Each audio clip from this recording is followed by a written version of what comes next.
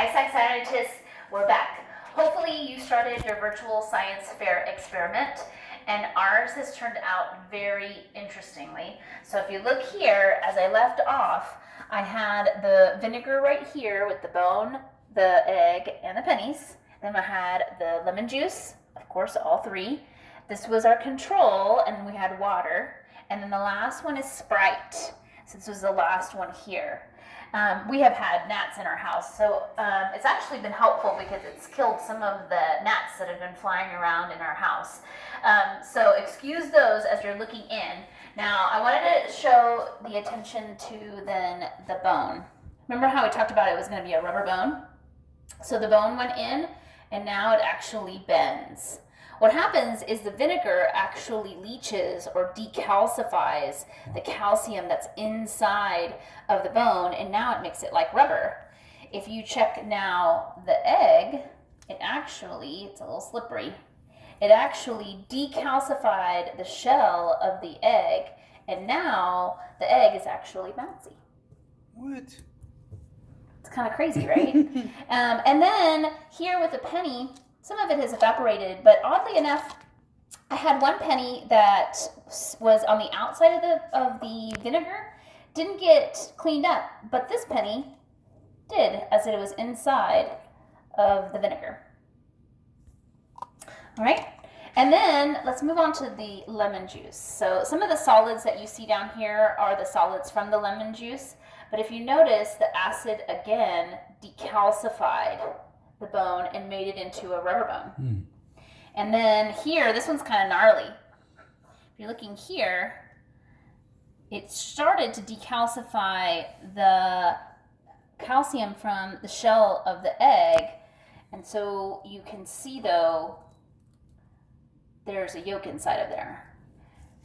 And it kind of rubberized it a little bit, but it broke it apart, interestingly enough, almost making it crumble. And then this one kind of looks really sludgy down here.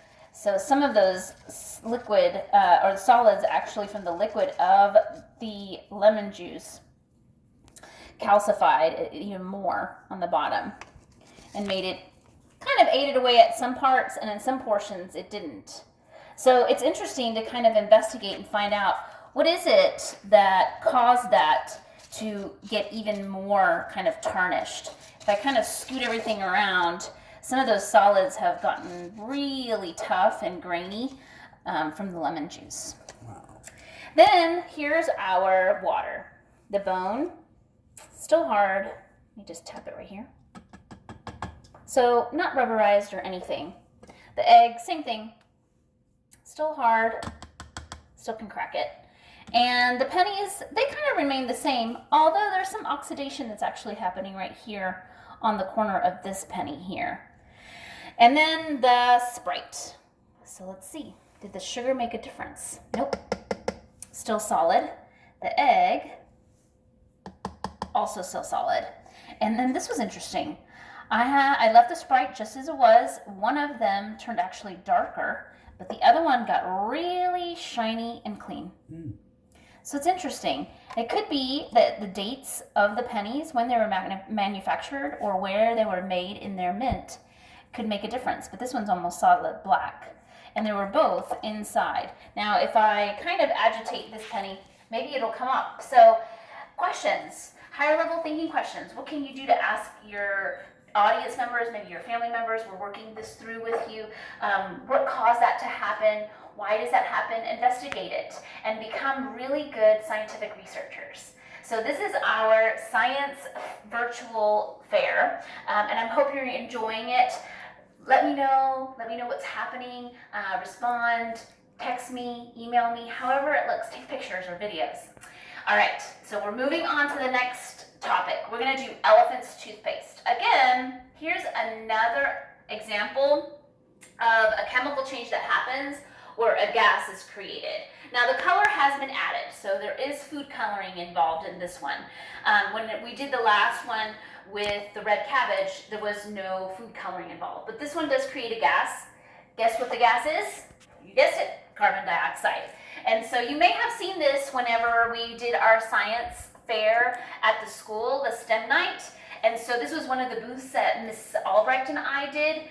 You'll see it here. I started it and I actually made a giant mess. So I am not recommending that you do this at home. So I got a Topo Chico jar or a little flask, and then it kind of exploded on me. But if you notice, it has all of the bubbles here. And this is all this carbon dioxide that's been trapped inside of the soap. And then if you look here, we have the colorful ones that we're going to try to do it outside. It's really great and sunny outside, so let's give it a try. 2. Okay, SAC scientists, so I came outside just so that I don't make a giant mess inside, as you saw I already did earlier. The supplies that you're going to need to make Elephant's toothpaste, hopefully you can find those at home, and now as things are starting to reopen in the state of Texas, you might be able to find these supplies. So you're going to need basically a high-powered hydrogen peroxide. So this one's a 40 volume. If you get a 30 volume, you might be able to do that. Don't use the hydrogen peroxide that's in those brown bottles. That's really 2% and it's not enough to create your Elephant's toothpaste. So you're going to need a higher grade, and this peroxide is actually used for hair color. So now that everyone is trying to get into the salons, you might be able to find these on shelves a little more readily than you would have maybe in other places.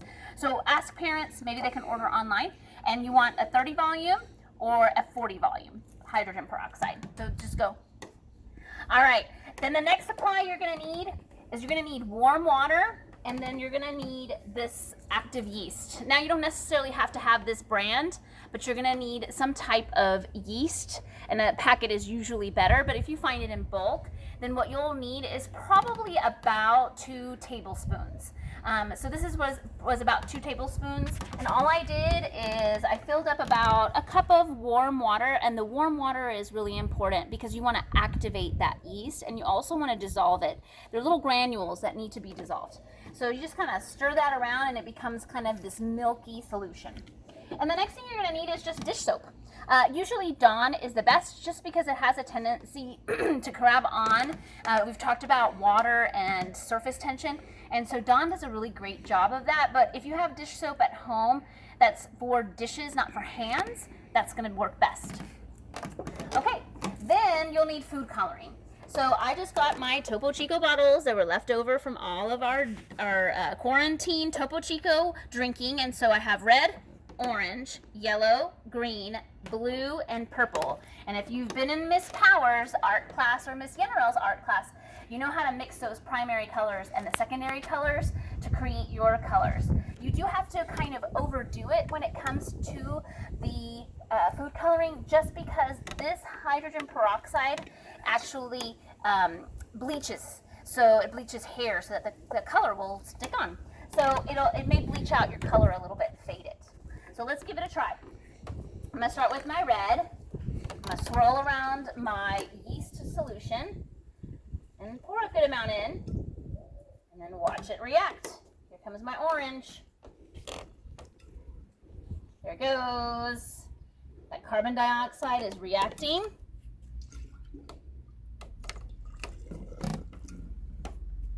There's the orange on the go. Yellow is coming. Comes the green. Oh, that's pretty.